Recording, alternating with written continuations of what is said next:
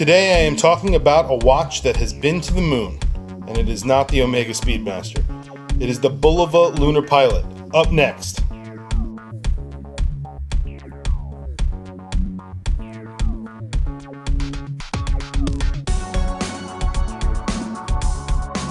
Hey guys, it's Chris back again with another watch video, and today I am talking about the absolutely amazing Bulova Lunar Pilot.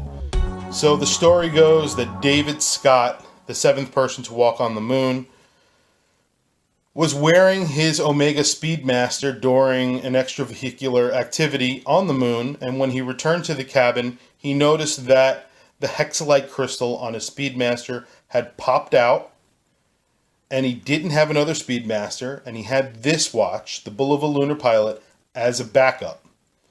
Now, NASA didn't sanction that. Bulova gifted him the watch, and the reason why they gifted him the watch is because they were trying to get the Bulova to be the replacement for the Omega Speedmaster and as NASA's official watch. However, they didn't get the contract, and they ended up just giving the watch to Scott, and he actually took it with him by chance to the moon. And he wore it because of a failure on the Omega Speedmaster. So, all by chance, but Bulova made it to the moon, and it was worn by Scott on the actual moon. So, for a while, there was some confusion about what the backup watch actually was, but in 2014, they actually figured out it was the Bulova. And yes, this is a little bit different. This reissue is different from the original. I say a little bit, but it's much bigger. This is a 45 millimeter watch, 52 from lug tip to lug tip, 52 millimeters. It's 13.5 millimeters thick. Aesthetically, this is a slightly larger version of the original. However, it's got a lot of that Omega Speedmaster DNA look in it, and that's intentional because obviously they were going for that contract. The original was actually a hand-wound Valjoux 72, and it was based on the Universal Geneve Space Compact. So if they were to re-release that today, it would be a lot more expensive to put a Valjoux movement in here. So they came out with the Bulova Lunar Pilot reissue with the high performance quartz that Bulova uses, the 2.6 kilohertz caliber, which is an amazing quartz caliber, but it's not the Omega Speedmaster, 321. It's an awesome watch. It's an awesome movement for the money, and it shows you here on the back Apollo 15, July 26, 1971 to August 7th, 1971, EVA 3. So that was when the extravehicular activity 3 is when he noticed that the I guess it was on 2, he noticed that the hexalite crystal popped out of his Speedmaster. So David Scott reached for this watch, put it on, and there you go.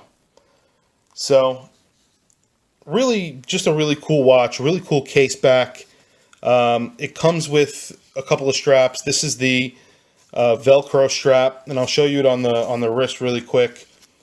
So as the story goes, the Bulova Watch Company, when they found out in 2014 that it was actually a Bulova that was being worn, that was actually worn on the moon, they had no idea. NASA didn't know, and they found evidence that it was. They capitalized on that, and they started engineering and creating this watch. And in 2016, the original version of this watch, that Universal Geneve Space Compact version that said Bulova on the dial, actually sold at auction for $1.3 million. And that was in 2016. Anyway, I mean, it's an amazing story, and for $595, brand new from Bulova, you're getting a really cool watch with an amazing history that very few watches share with it. And it's just a good looking watch. That date, the color match date wheel, the indices that are applied, the handset looks amazing. It looks a lot like an Omega Speedmaster, and that's intentional because they were going for the contract, and they figured, hey, if you emulate what they're currently using, there's a better chance. And they improved on it, I think, because of those pushers, which are way easier to push if you have gloves on. It's less clumsy. It's just a really clean, very nice design. Anyway, these are great on the secondhand market. You could probably get these for under 300. I paid under 300 through Amazon warehouse, and it was perfect condition. Came with the other strap that it comes with is a like a carbon fiber leather strap with a buckle.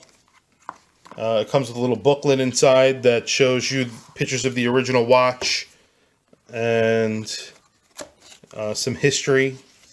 Very cool. And you can see the original watch here. Super, super close to what this is. Of course, that was a smaller watch. Yeah. I'm not sure why Bulova went with a 45 millimeter. It's kind of big. But it's just an amazing watch. I highly recommend it, and you definitely should check it out. And I would buy it, like I said, on the gray market or secondhand, and you can get this for a steal. And it comes also on a stainless steel bracelet, or it comes with this packaging where you get the two straps. The stainless steel bracelet you can actually buy directly from Bulova, and you can get that for about $125 shipped. However, I suggest just buying it on the stainless steel strap if that's what you want, and then buying one of the straps that you like best. I like straps, so I ended up buying it like this, and now I'm buying the stainless steel strap, but I did it kind of backwards. Anyway, if you like this video, please like and subscribe. Please add a comment. If you have any questions, please let me know. If you have any suggestions, please add a comment below. I really appreciate it. And thank you for logging on. And I'll see you in the next video.